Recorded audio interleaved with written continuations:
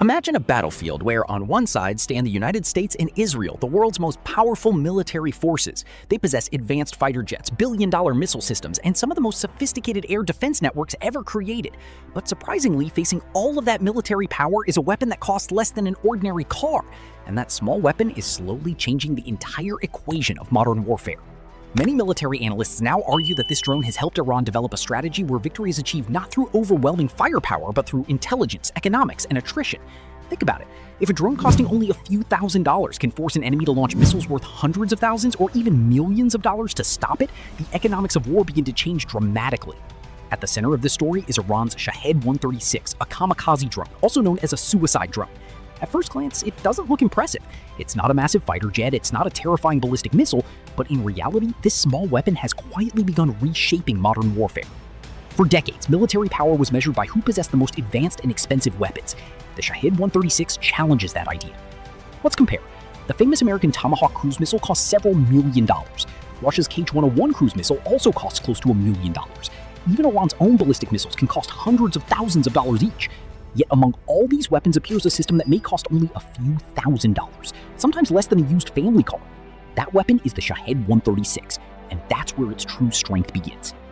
Military experts often classify it as a loitering munition. Unlike a traditional missile that flies directly toward a target, this drone can spend time searching for its objective. It's like a predator circling above, patiently waiting for the perfect moment. Some targets don't remain visible all the time. They appear briefly and disappear within seconds. The drone can linger overhead, waiting. Then, when the opportunity arrives, it suddenly dives toward the target. A powerful explosion follows. The target is destroyed, and the drone destroys itself in the process. One of the drone's most unusual characteristics is its sound. When it flies overhead, its engine produces a buzzing noise that many people compare to a scooter or a small motorcycle. That's why some observers call it a flying scooter. The sound comes from a simple two-stroke gasoline engine, and that distinctive buzzing often creates psychological fear. Because when people hear that sound, they know something is coming. The drone is approximately 3.5 meters long with a wingspan of about 2.5 meters. Its total weight is roughly 200 kilograms. At the front sits an explosive warhead weighing between 30 and 50 kilograms. At the rear is a pusher propeller that drives the drone forward. Power comes from a small two-stroke engine producing around 50 horsepower. This allows the drone to travel at speeds of roughly 200 kilometers per hour. The aircraft doesn't require a sophisticated cooling system. As it moves through the airflow naturally cools the engine. To maintain stability, the drone uses control surfaces located on its wings and tail. Small electric servo motors adjust these surfaces, allowing the drone to change direction and remain on course. At its center is a compact flight computer that manages the entire mission. The drone also relies on GPS navigation to determine its position using satellite signals. If GPS becomes unavailable, it can switch to an inertial navigation system. Using onboard sensors, it calculates speed, direction, and movement to stay on course. Some versions may even be capable of detecting radar emissions. If an air defense radar is transmitting signals, the drone can potentially use those emissions to guide itself toward the source. And if the radar is destroyed, the entire air defense system becomes significantly less effective. Launching the Shahed 136 is relatively simple. The drone is mounted on a launch rail attached to a truck. A small rocket booster accelerates it into the air. Once sufficient speed is reached, the main engine starts. The booster then separates and falls away. The drone continues its journey independently. Its reported range can extend to nearly 2,000 kilometers.